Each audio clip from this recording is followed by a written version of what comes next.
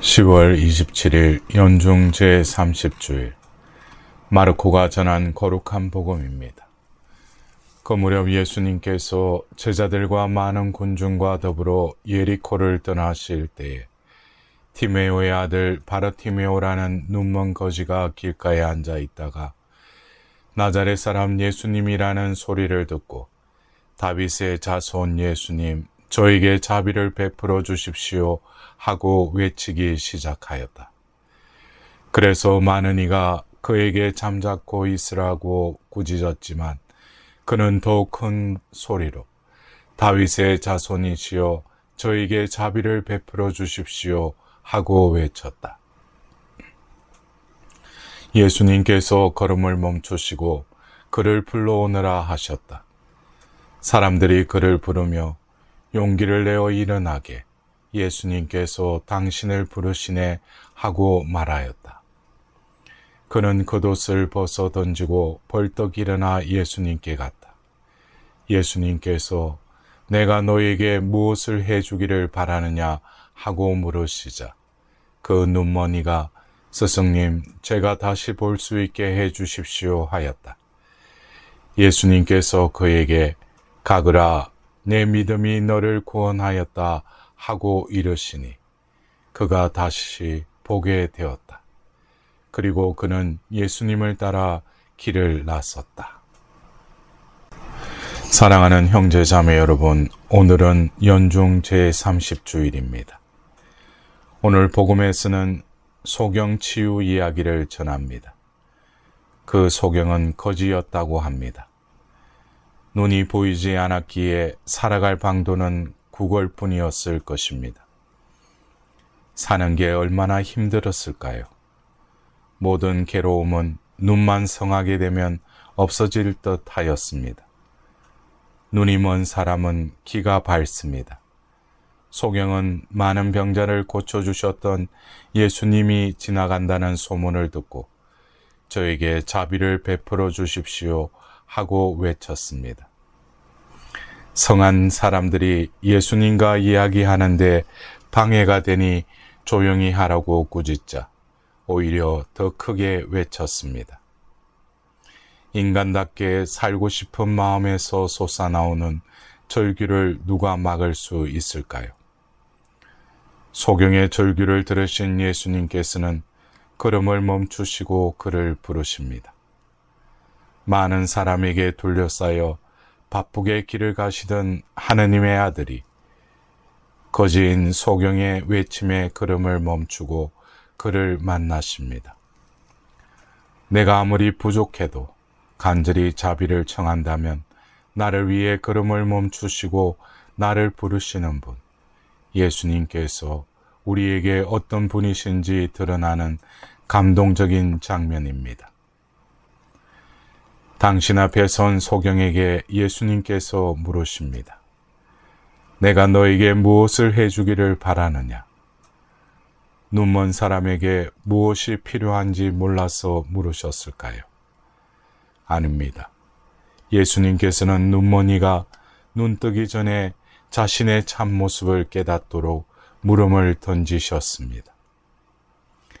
자신을 돌아보고 자신이 누구인지 주님이 누구신지 아는 것이 치유의 첫걸음입니다. 앞 못 보는 소경보다도 더 심각한 소경은 자기 자신을 보지 못하는 이들이 아닐까요? 내가 너에게 무엇을 해주기를 바라느냐 하시는 예수님의 질문은 자신의 처지를 직시하여 자신의 육체뿐 아니라 영혼 역시 전적으로 주님의 자비를 필요로 하는 존재임을 진실하게 고백하라는 초대입니다. 당신의 자비 없이는 살아갈 수 없음을 고백할 때 예수님께서 우리에게 주님이 되어주십니다. 병의 치유보다도 예수님께서 우리의 도움이 되시는 것이 더 중요하지 않을까요?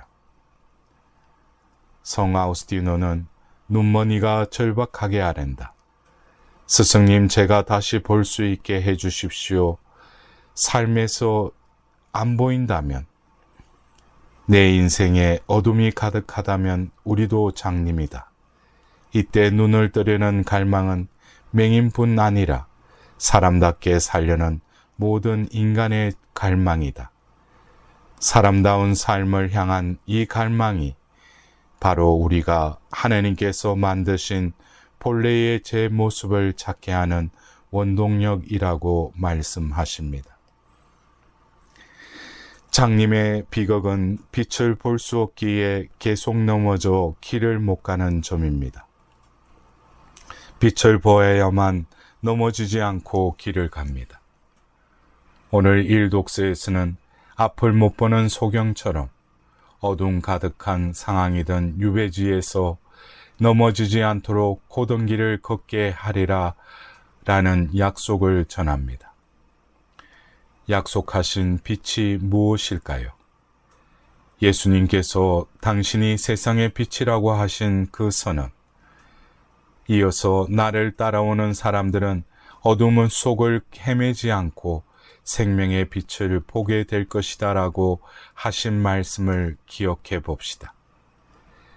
어둠은 빛으로 없어집니다. 우리의 어둠은 주님이 계시면 없어집니다. 초세기 신앙인들은 빛을 향한 소경의 갈망을 담은 성경의 말씀을 필사하면서 실수인지 의도인지 제가 다시 볼 수 있게 해 주십시오 하는 맹인의 대답에 당신을 이라는 한 단어를 넣어서 제가 당신을 다시 볼 수 있게 해 주십시오 라고 필사하였다고 합니다. 여기서 본다라는 단어는 지켜보다, 위를 보다라는 뜻입니다.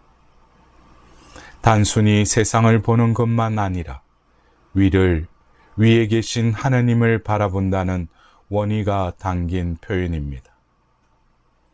우리가 눈을 떠야 할 이유는 주님을 보기 위해서입니다. 눈 뜨고 예수님을 보게 해달라는 신앙 고백이 제가 당신을 다시 볼 수 있게 해 주십시오 라는 필사에 담겨 있습니다. 예수님께서는 가거라 너의 믿음이 너를 구원하였다 하고 이르십니다. 도우심을 필요로 하는 자신의 처지를 알고 자비를 간청하는 믿음에 창조주의 능력이 예수님을 통해 맹인에게 전해집니다. 인간과 하나님 사이에 소통이 이루어진 것입니다. 그때 맹인이 눈을 뜹니다. 예수님께서는 맹인에게 가거라 하고 말씀하시지만 눈을 뜨게 된 맹인은 예수님의 얼굴을, 빛을 보고 다른 길을 가지 않고 예수님을 따라 길을 나섰다라고 복음은 오늘 마무리됩니다. 단순하지만 감동적인 장면입니다. 우리의 갈망이 어떻게 채워지고 참으로 그 갈망이 누구에게서 완성될 것인지 암시합니다. 예수님께서는 먼저 육신의 눈을 떠서 세상을 보게 하시고 나아가 믿음의 눈을 뜸으로써 참 빛이신 당신의 현존을 보게 하십니다. 우리가 빛을 본다면 이 빛을 따르지 않을 수 없습니다. 그래서 빛이신 예수님을 따라 났습니다. 그분 안에서 우리의 갈망이 완성되기 때문입니다. 이 놀라운 사건이 신비롭게도 우리가 봉헌하는 미사 성제에 담겨 있습니다. 자비를 구하는 간절한 소망에 당신이 가시던 발걸음을 멈추시고 우리에게 시선을 돌려 말씀하십니다. 이는 계식 때 주님 자비를 베푸시오 하고 하는 그 기도에 말씀의 전례를 통하여 우리에게 말씀하시는 것입니다. 그리고 당신은 우리의 갈망을 모아 온 존재를 봉헌하십니다. 이는 미사 전례의 예물 봉헌과 흡사합니다. 이었고 하느님과 인간 사이의 중재자로서 소통을 이루십니다. 이는 성찬절례의 성변화와 비길 수 있습니다. 또한 눈을 뜨고 당신을 보도록 우리에게 현존의 살과 피를 주심은 바로 영성체의 순간입니다. 그리고 떠나라고 파견하시는 것은 이때 미사 에스트라고 미사의 파견에 비길 수 있을 것입니다. 사랑하는 형제 자매 여러분, 어둠 가운데 빛을 찾으려 하는가요? 그렇다면 저에게 자비를 베푸십시오 하고 주님께 외칩시다. 그때 내가 너에게 무엇을 해주기를 바라느냐 라고 주님께서 던지시는 물음을 들읍시다. 이 질문 앞에 무엇 때문에 내 눈이 멀어졌는지, 내가 보지 못하는 것이 무엇인지 살펴봅시다. 그리고 내 어둠과 아픔과 한계를 그대로 말씀드립시다. 그리고 끝에 내가 인생의 주인이 아니라 빛이신 당신이 주님이시라는 믿음으로 제가 당신을 볼 수 있게 해 주십시오 하고 말씀드립시다. 그때 주님께서 빛을 주실 것입니다. 빛이신 당신 자신을 건네 주십니다. 이제 그 빛을 따라 새롭게 길을 떠납시다.